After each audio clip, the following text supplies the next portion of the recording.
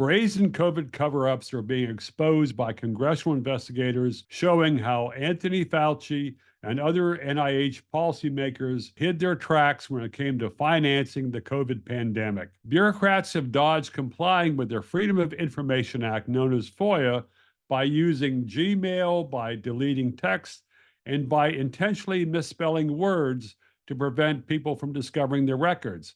I always had the impression that government employees were bad spellers by nature, but maybe it was intentional. Transparency is how Americans put a leash on the government.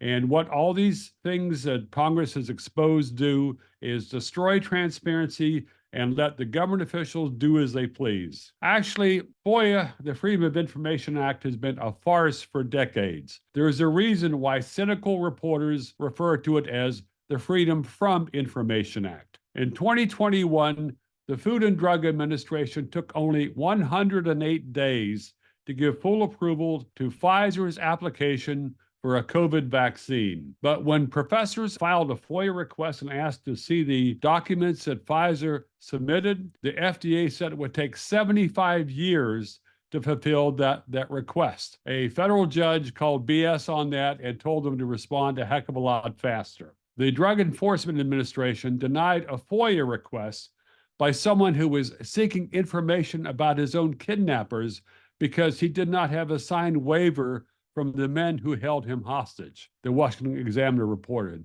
A journalist filed a request for the DEA files on the notorious Mexican drug kingpin El Chapo, but the DEA said it would cost the journalist $1.4 million to get those files. It's unfortunate if the only people who can afford to file a DEA FOIA request are drug dealers. Endless FOIA requests drop an iron curtain around the federal government. In 2017, a judge slammed the FBI for saying it would take 17 years to answer a FOIA request about anti-war activists in the 1960s. FOIA lets federal agencies deny reality. In 2018, President Trump tweeted a condemnation of wasteful U.S. government payments to Syrian rebels fighting Assad. Journalists filed FOIA requests to find out how much money the CIA had paid to those moderate rebels. A federal appeals court blocked their request because Trump's tweet did not specifically state that the program he sought to terminate actually existed. So the CIA was entitled to pretend it was still secret. The judges stressed that they owed deference to the CIA. Too bad they didn't feel that way about the First Amendment and freedom of the press. FOIA never recovered from President Obama's most transparent administration in history.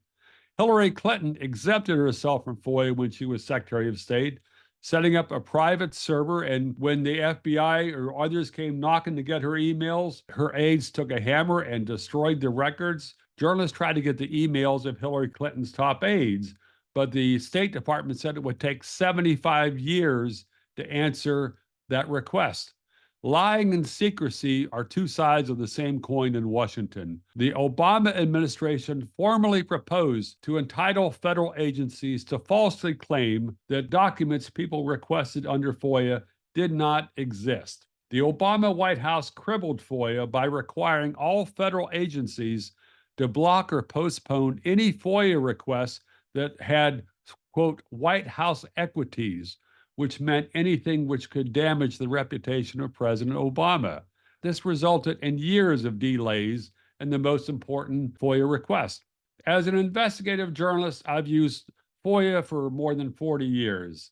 Federal agencies routinely presume that anybody who's criticized the agency in the past has forfeited his rights under FOIA. I usually run to stone walls, but every now and then I get a response that provides comic relief. In the 1990s, I wrote often about the follies of U.S. trade policy. In 2010, I filed a FOIA request with the Office of the U.S. Trade Representative to see what they had on me. I got an official response telling me that we have no records on Kevin Bovard. Dudes, I wasn't asking about my cousin. In 2018, I was going through a TSA checkpoint at Washington National Airport. I forgot to take off my belt, so I got a third-degree pat down. It was on video, so I sent in a FOIA request to get that video. I got a response back a few months later. telling me that the TSA had changed the classification of my request. Instead of FOIA, it was treated as an equal employment opportunity complaint. Maybe I'm lazy. Maybe I've got a bad attitude. Maybe I'm a slow learner, but do I look like a TSA employee? Like Rodney Dangerfield said, no respect, no respect. The latest FOIA debacle is a reminder that it's foolish to assume that truth will ever out from inside the Beltway. And if you expect any politician to drain this particular bureaucratic swamp, I've got a bridge in Brooklyn to sell you.